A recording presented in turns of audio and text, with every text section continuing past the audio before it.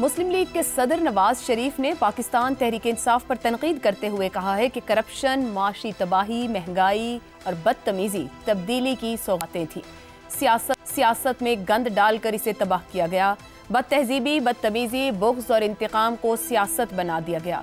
नवाज शरीफ इमरान खान की सियासत को लेकर बड़ा दावा कर रहे हैं। इस बात में कोई शक नहीं कि इमरान खान की तकरीरों में मुखालिफिन को ओए कहकर मुखातिब करना, सोशल मीडिया की तरफ से मुखालिफिन पर हर तरह के इल्जामात और बुहतान तराशी की सियासत को PTI ने खूब परवान चढ़ाया। मगर क्या पाकिस्तान तहरीक इंसाफ के सियासी उभार से पहले पाकिस्तान में इस तरह की सौगातें नहीं थीं? पाकिस्तान के क़याम से भी पहले तहरीक पाकिस्तान के कई बड़े रहनुमाओं के लिए किस तरह की ज़बान इस्तेमाल की जाती थी? क्या पाकिस्तान बनने के बाद सिंध हुकूमत को करप्शन के इल्ज़ामात के तहत ही बरतरफ नहीं किया गया था? मुल्क बनने के 2 साल बाद ही परोडा का कानून मुतारिफ क्यों करवाया गया था? 1965 के सदारती इंतखाबात की मुहिम में मादरे मिल्लत के लिए किस तरह की ज़बान इस्तेमाल की जाती थी? भुट्टो दौर में कई सियासी मुखालिफिन के लिए किन इस्लाहात का इस्तेमाल किया जाता था? जबकि 90 की तो पूरी दहाई में किस किस सियासी मुखालिफ को सिक्योरिटी रिस्क, करप्शन, भारतीय एजेंट और कश्मीर का सौदा करने के इल्जामात नहीं लगाए थे? क्या चार्टर ऑफ डेमोक्रेसी के बाद ही आसिफ जरदारी ने नहीं कहा था कि मौलवी नवाज शरीफ पीपल्स पार्टी को फौज से लड़ाना चाहते थे? क्या मेमो गेट को गद्दारी भी चार्टर ऑफ डेमोक्रेसी से पहले करार दिया गया था? जरदारी को लाहौर और लाड़काना की सड़कों पर घसीटने की तकरीरें कौन करता था? मोदी का यार, करप्शन का सरदार के नारे कब के हैं? ये नारे किसने लगाए? पाकिस्तान में बदतहजीबी, बदतमीजी, बुग़्ज़ और करप्शन के इल्ज़ामात की चंद मिसालें क्या इस सवाल को दिलचस्प नहीं बना रही कि क्या करप्शन, बदतमीजी, बदतहजीबी तब्दीली की ही सौगातें थीं? इसी पर गुफ्तगू रहेगी कि क्या 2011 के बाद हमारे माशरे में हमें दिखाई देती हैं या फिर रवायात पुरानी हैं? पैनल में हमारे साथ हैं शहजाद चौधरी, ज़ैगम खान, रज़ा रूमी और इफ्तिखार अहमद साहब। प्रोग्राम का सवाल आप सभी के लिए। करप्शन, माशी तबाही, महंगाई और बदतमीजी तब्दीली की सौगातें। नवाज शरीफ, सौगातों में कितना हिस्सा तब्दीली से पहले का, कितना बाद का? शहजाद चौधरी साहब, माजी में जो कुछ होता रहा तब सोशल मीडिया नहीं था, तो जो बात और गुफ्तगू जहां होती थी वो अगर जलसे में है तो जलसे तक, और अगर अखबार में छपी है तो अखबार के पढ़ने वाले कारी तक रह जाती थी। अब सोशल मीडिया मौजूद है पिछली 1 दहाई से, तो कहा जा सकता है कि वसी हो गई बात, और बात एक जगह से चलती है तो हर घर और हर मोबाइल जिसके हाथ में उस तक पहुंच जाती है। अब ये फरमाइएगा, जिन सौगातों का जिक्र कर रहे हैं नवाज शरीफ, क्या कहा जाए ये तब्दीली के बाद की हैं या फिर माजी से चली आ रही हैं और अब परवान चढ़ गई हैं तेजी से? देखिए, बहुत सारी मिसालें तो आपने दे दी। मेरा नहीं ख्याल कि अब उस तारीख में जाने की जरूरत है। पाकिस्तान बनने के बाद से ही हमारे ये तमाम ऐसा खुल के सामने आना शुरू हो गए थे। लेकिन जब हम सियासत को एक इबादत समझते हैं, यानी इस नजरिए के तौर पे, तो सियासत को इबादत समझा जाता है ना। और क्यों समझा जाता है? क्योंकि ये पब्लिक सर्विस है, ये अवाम की खिदमत है। ये मकसद है सियासत का, पब्लिक सर्विस, अवामी खिदमत, जो कि इबादत के दर्जे में आती है। तो जो लोग इस रास्ते पे चलते हैं वो फिर इस वजह से बाकी तमाम लोगों से मुमताज होते हैं कि वो काम कर रहे हैं जो कि खुदा के बाद शायद जमीन पे जो इंपॉर्टेंट काम है, लोगों के, अवाम का ख्याल करना, इसलिए उनकी इतना बड़ा दर्जा होता है। और इसीलिए जब उसमें छेद नजर आते हैं या होल्स नजर आते हैं तो सबसे बढ़ के उन्हीं की तनकीद भी की जाती है कि वहां पर जहां जहां मुश्किलात हैं। अच्छा, आज़ादी के बाद जो सफ़र शुरू हुआ, ये जो महाजरीन की सेटलमेंट का था और वो जो वक्त की प्रॉपर्टीज और इस किस्म का, फिर उसके बाद इनके दौर में, अयूब खान साहब के दौर में लाइसेंस राज आया।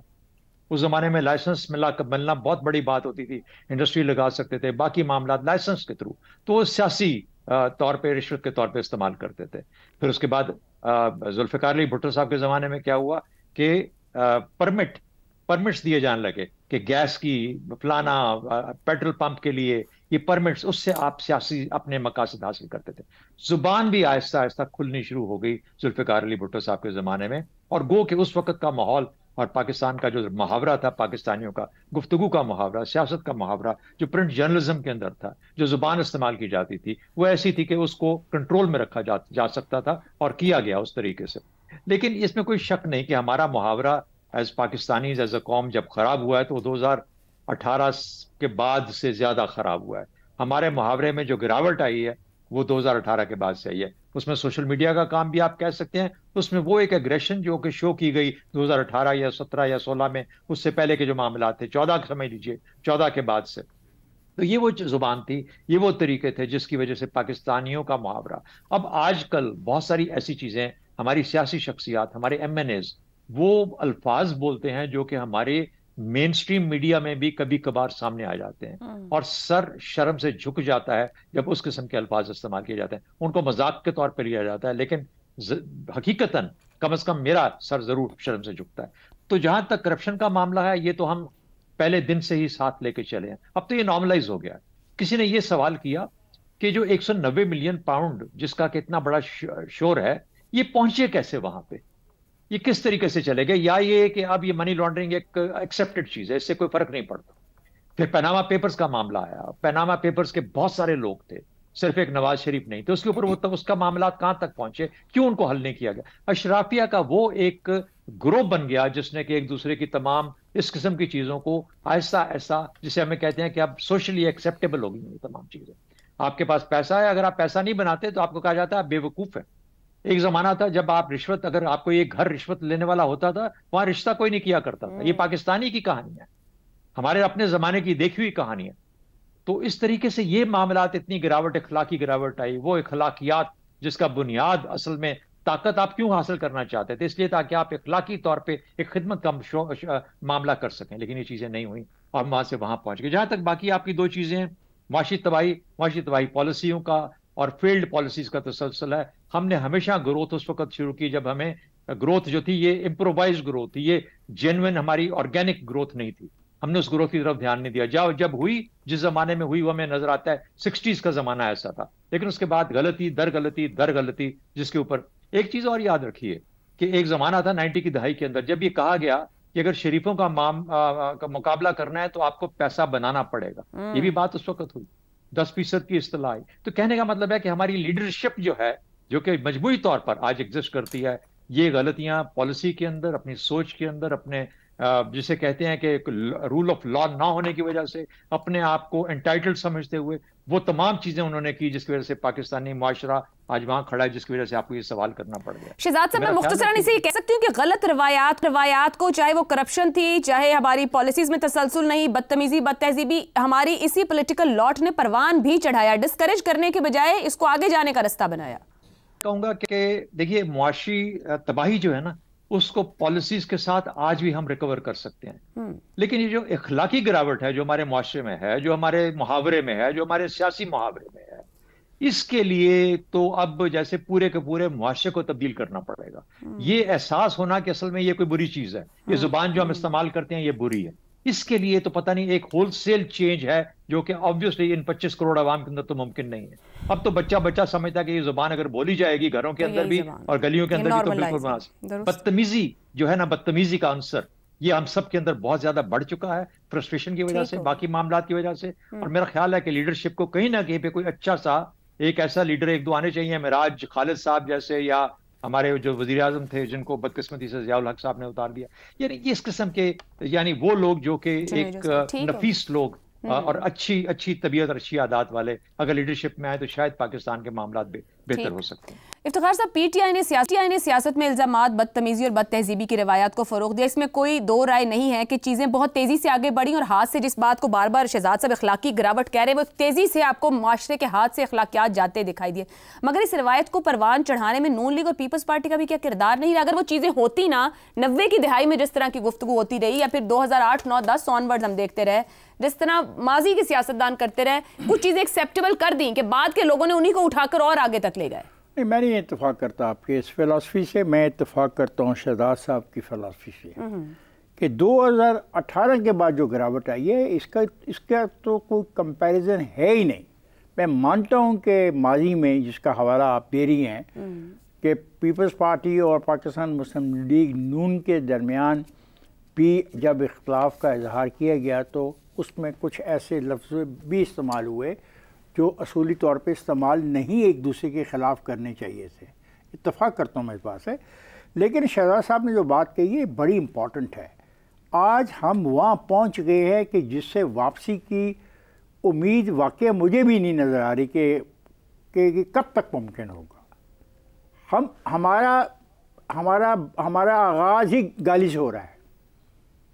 जब आप गाली से आगाज़ करेंगे, लॉजिक तो फिर गई ना, और मैं आपसे इख्तिलाफ राय रखता हूँ, आप मुझे इख्तिलाफ राय के जवाब में गाली देते हैं तो फिर इख्तिलाफ राय तो ख़त्म हो गया। तो ये जो गिरावट पैदा हुई है इसके बारे में बिल्कुल ये सही है कि मोहम्मद खान जुनेजो जैसा कोई हो या मलिक मराज खालिद जैसा कोई आदमी हो तो उससे कुछ सीख ले, लेकिन मैं तो इस समाज में, इस ढांचे में ना कोई मलिक मराज खालिद देखता हूँ, ना मोहम्मद खान को जुनेजो देखता हूँ। कतर कलामी की माजरत, अभी जो आपने और शहजाद साहब ने बात की, क्या 4 साल या 5 साल इतनी भारी हो गए कि माशरे की पूरी बुनियाद में अखलाकियात नहीं थी कि सब कुछ खत्म हो गया? हुआ है 70 की दहाई में उस वक्त के इलेक्शन के वक्त में फतवे दिए गए सियासी जमातों को, फतवे भी बड़े सख्त दिए गए। मतलब कुछ था ना माशरे के अंदर एब्जॉर्ब करने की कैपेसिटी। गाली नहीं थी। एक बात को कंफ्यूज न करें। बदतमीजी और बदतहजीबी नहीं, 70 के अंदर इंतहाई इख्तिलाफ के बावजूद ऐसी बदतहजीबी और गिरावट का एक वाक़या सिर्फ हुआ, सिर्फ एक वाक़या हुआ, वो भी PNA की तहरीक से पहले एक बहुत मुअज़्ज़ज़ आदमी के साथ गुलबर्ग के अंदर, और मुझे नहीं पता कि ऐसा कोई और वाक़या हुआ हो, और उस वाक़े को किसी ने अप्रिशिएट नहीं किया।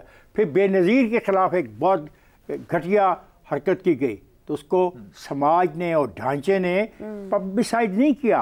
उसकी वजह ये भी तो हो सकती है कि बात महदूद रहती थी, या तो अखबार में छपेगी, अखबार कंट्रोल था, लाइट एडिटोरियली देखते होंगे, या जलसे के लोग सुनते होंगे। हैंडबिल भी चलते थे, जहाज़ों से पर्चियां भी फेंकी जाती थी। ये इस बहस में न जाओ, do not try to justify ये जो आज हो रहा है। आप यकीन करो, माशरे का ये हालत है, आप यकीन करो, आप अपनी चॉइस के किसी भी लीडर की तारीफ में अभी ट्वीट करो और 10 मिनट के बाद जो जवाब आएगा ना, एग्रीड ऑन दिस, वो तुम्हारे 14 तबक होते हैं, रोशन कर देगा। 14 ही करें आप। तो अब ये बहुत संजीदा मामला है। ठीक हो गया। देखें, इख्तिलाफ राय के बगैर आगे हम जा नहीं सकते, क्योंकि there is a thesis and there is a antithesis. Antithesis की बुनियाद अगर गाली जवाब है, नहीं है, जवाब ही नहीं है, जवाब ही नहीं है, सुधार की जरूरत है, सुधार की जरूरत है। और ये सुधार कैसे आएगा? इन्हीं सियासतदानों को जिम्मेदारी लेनी होगी, इनमें से भी ये सब 70-72 के हो गए हैं माशाल्लाह, कुछ 70 का है, कुछ 72 का है। इस तरीके से नहीं, मेरी बात तो सुनो ना। आपने कहा ये सियासतदान तो 70-72 के हैं, ये तो बस अल्लाह को कभी जवाब देने के लिए चल पड़ेंगे। जो नौजवान नस्ल की क़यादत है, खा वो किसी सियासी पार्टी में भी है, उसको रोल प्ले करना पड़ेगा इंतहाई पॉजिटिव, ताकि ये जो गलाजत है इससे हम बाहर निकल